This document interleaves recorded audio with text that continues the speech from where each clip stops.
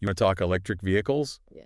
Okay, strap in. We're diving headfirst into the world of EVs. Oh, right. Sounds good. From the batteries powering them to the roads they'll be driving on. Uh-huh. Let's break down the hype and see what's really driving this potential revolution, shall we? Yeah, and what a fascinating potential revolution it is. Right. It's bigger than just swapping gas stations for charging stations. We're talking about a seismic shift Wow, yeah. in energy, technology, and the very way our cities could look. Right, because it's easy to get caught up in the eco-friendly buzz. But you've requested the full download, the good, the not so good, Sure. and what this future might actually feel like. And that's key. We have your deep dive material right here, Okay. aptly titled Pros and Cons of Electric Vehicles and Battery Technology. Catchy? It throws around terms like BEVs, PHEVs, and HEVs. Oh, yeah, I was going to say, So maybe we should untangle that alphabet soup first. please, because my brain already shorts out thinking about all those batteries. Is it as simple as all-electric good, hybrid still using gas? You're getting the gist, yeah. Our source here clarifies it nicely. BEVs, your Teslas and the like, Okay. are purely electric, juiced up by those big battery packs. Right. PHEVs, think your Priuses, are like that friend who dabbles in being eco-conscious but still orders takeout when they're feeling lazy. Oh. They switch between electric and gas. HEVs, they use both, but don't plug in more of a gas sipper than a full-on electric cruiser. So for someone who's like, I want to be 100% electric, zero emissions, it's BEV or bust. Exactly. That's the holy grail, at least when it comes to what's coming out of the tailpipe. Right. And this article really digs into that, how ditching combustion engines could be a game changer for climate change and urban air quality. Huge. Heck, they even talk about EVs running on solar and wind power. Wow. Picture this, your car running on sunshine, not fossil fuels. Okay, that's got me picturing a utopian future. Right. But this article isn't all sunshine and rainbows, right? There's that term I've heard thrown around, range anxiety. Sure. Sounds more like a medical condition than a car problem. It's a real concern for many, and rightly so. Imagine planning a road trip and constantly worrying about finding a charging station before your battery goes kaput. Oh, God, yeah. The article highlights how, while EV range has significantly improved, it's still a barrier for many, especially when external factors like freezing temperatures or blasting the AC can drain your battery faster than you'd like. And those charging stations aren't exactly as common as your corner gas station, right? I've heard horror stories about waiting in line for hours just to juice up. That's the other big hurdle this article digs into: charging infrastructure. It's like trying to build a house, starting with the roof. We need a robust network of charging stations, and fast ones at that, before EVs can truly hit the mainstream. Because, let's be real, no one wants to spend their entire road trip tethered to a charging station. With classic chicken or egg scenario, right? Yeah. People are hesitant to buy EVs without reliable charging, but companies are hesitant to invest in infrastructure without enough EVs on the road. And that's where this whole transition gets really interesting, wouldn't you say? It's going to take a concerted effort from both sides. Yeah. Governments incentivizing EV adoption and companies stepping up their charging game. It's like we need a massive jolt to the system to really make this happen. Speaking of jolts, this article goes deep on the battery tech itself. Lithium-ion, solid state. It's a lot to unpack. It's the heart of the EV revolution, really. The article points out that lithium-ion batteries, while currently the dominant force, are facing some serious limitations. Right. Overheating, degradation over time, those are big hurdles. Think of it like your phone battery. Oh, totally. After a while, it just doesn't hold the same charge, right? And then you're stuck carrying around a portable charger like it's 2010. Exactly. Now, solid-state batteries, that's where things get really interesting. Okay. Imagine a battery that charges faster, lasts longer, and is way less prone to overheating. Really? Think of it like this. Lithium-ion is your clunky old CD player, but solid-state is like having access to every song ever recorded instantly. Through streaming. It's a potential game changer. Okay, now that's the kind of tech talk I can get behind. Yeah. But even with these advancements, isn't there a whole other side to this battery equation? Yeah. What about the environmental impact of mining the materials in the first place? You're hitting on a crucial point. We can't just slap a green label on EVs and call it a day. Right. The article doesn't shy away from the fact that mining for lithium and other materials has its own environmental footprint. Habitat destruction, water pollution. It's a complex issue with no easy answers. It's like trying to solve a puzzle but realizing you're missing a few crucial pieces. Exactly. So even if we power all the cars in the world with electricity, The way we get that electricity and produce those batteries has to change too, right? You're getting it. This isn't just about replacing one type of car with another. It's about rethinking the entire system. And that's where things get really exciting, but also incredibly complex. It's like we're standing at the edge of a whole new frontier with both incredible potential and some serious challenges ahead. Totally. But before we get too far down that road, let's hit the brakes for a moment and consider. If everyone switched to EVs tomorrow, would our current electrical grids even be able to handle it? Now, that is the million-dollar question, and the perfect place for us to pick up after a quick recharge. Stay tuned. And we're back. Back and ready to discuss these electrical grids. Fully charged and ready to tackle that million-dollar question. Okay. Can our electrical grids handle a mass migration to EVs? Because let's be real, it's one thing to plug in your phone, Right. but a whole car, that feels like a whole other level of power drain. It is, and it's a concern highlighted in our source material. Oh, really? Imagine everyone coming home from work and plugging in their EVs at the same time. It would be like that moment. Oh, my God. During the Super Bowl, when everyone turns on their microwave at halftime, the grid could get overloaded. Talk about a blackout during the big game. So what's the solution? Do we need to give our entire power grid a massive upgrade? It's not quite as simple as just flipping a switch, Okay. but there are solutions in the works. Okay. This article talks about something called smart grids, Smart grid. which are basically power grids with a brain boost. They can monitor energy demand in real time Wow. and distribute power more efficiently. So instead of everything going haywire when everyone plugs in their EVs, Yeah. these smart grids could direct power where it's needed most.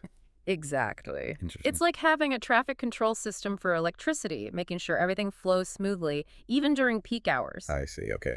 And get this, remember those solid-state batteries we talked about? Yeah.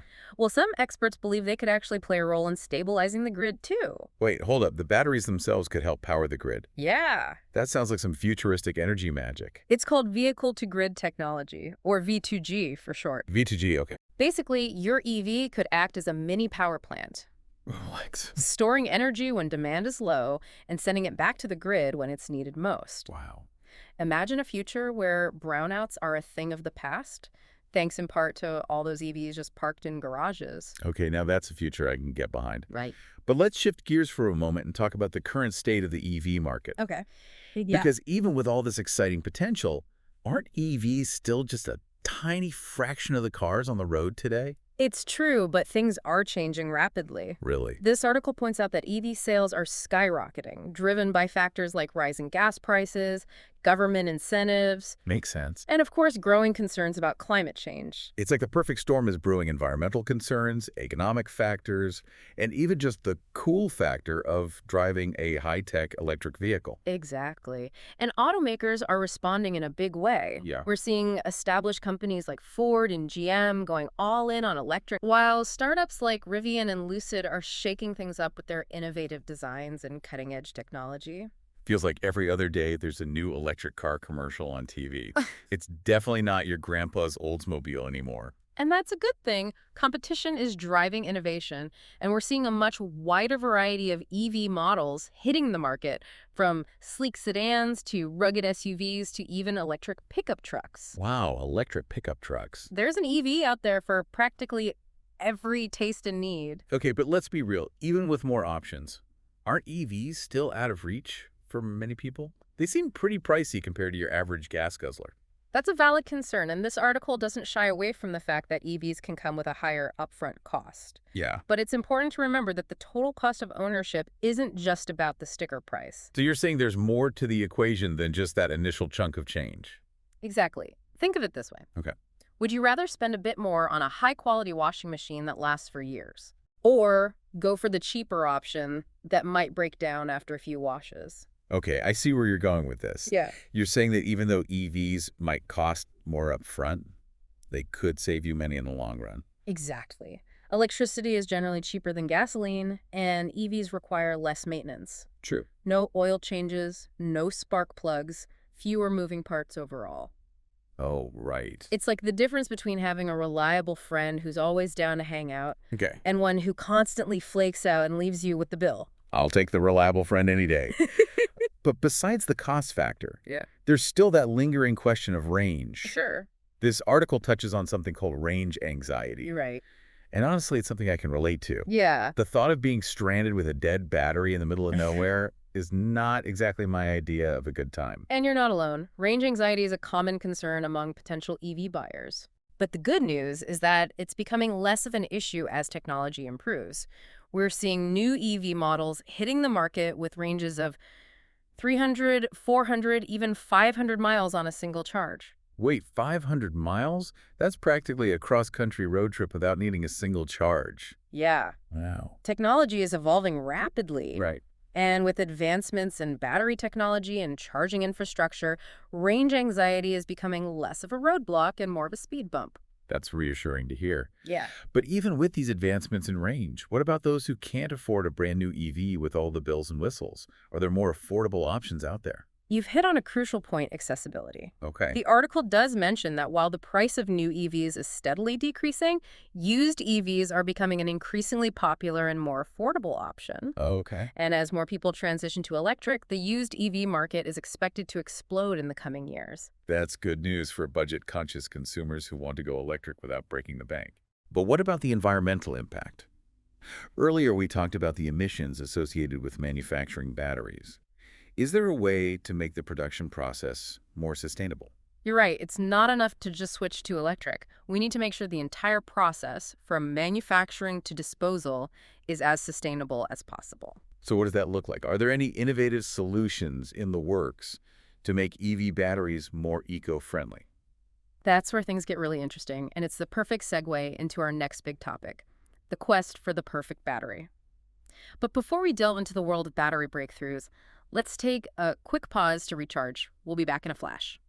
All right, and we are back, ready to dive into these battery breakthroughs. Back in the game. So we were talking about making these EV batteries more sustainable, both how we build them and what to do with them when they're toast. Like, are we ever going to get that perfect battery, long-lasting, easy on the planet, the whole 9 yards? Yeah, it feels like the holy grail of electric dreams, right? Totally. And this research actually goes deep on some wild advancements. One biggie is ditching lithium-ion altogether, like moving past it to totally new battery chemistry. Okay, now that's thinking outside the battery box. What are we even talking about here? Think of it this way. Lithium-ion, that's your old-school cell phone. Big, clunky, did the trick, but, limited. Now we're talking smartphone era for batteries. Scientists are looking at solid-state, sodium-ion, even some using stuff like, get the sand. Sand. Hold on, you mean like beach sand? My future car is going to run on a day at the shore. It sounds crazy, right? But silicon, which is what sand is mostly made of, it can store way more energy than the stuff in regular batteries, that graphite. Could mean EVs driving twice as far on one charge. Imagine that. Okay, now that's a road trip I can get behind. Yeah. But even if we, unlock this next level battery tech, what happens to them when they're done? Throwing them out just creates a whole new problem, doesn't it? Exactly. We can't just trade one environmental headache for another. The goal is a closed loop. Those battery materials, they're valuable. Got to keep reusing them. So that's where recycling comes in. Okay, yeah, that makes sense. Imagine, instead of landfills, those old batteries get broken down, the good stuff pulled out, and boom, powering the next generation of EVs. A true sustainable cycle. Now that's thinking long term. But how far off is this, realistically? Are we talking years, decades, or is this something my kids will be dealing with? $1 million question, right? If only I had a crystal ball for tech prediction. Okay. But here's the thing. EV development, it's got this unstoppable momentum right now. Governments, companies, everyone's pouring money in. Innovation's happening crazy fast. Yeah, you can feel it in the air like everything's changing. Exactly. And it's more than just cars, right? It's how we make energy, move it around, even how our cities are built. Imagine transportation that's not choking the planet, no more traffic nightmares, and everyone's got a way to get around that's clean, it works, and doesn't cost a fortune. That's a future I think we can all get behind. But we've covered a lot of ground today. We have. It's a lot to think about. What's the main takeaway for our listeners, you think?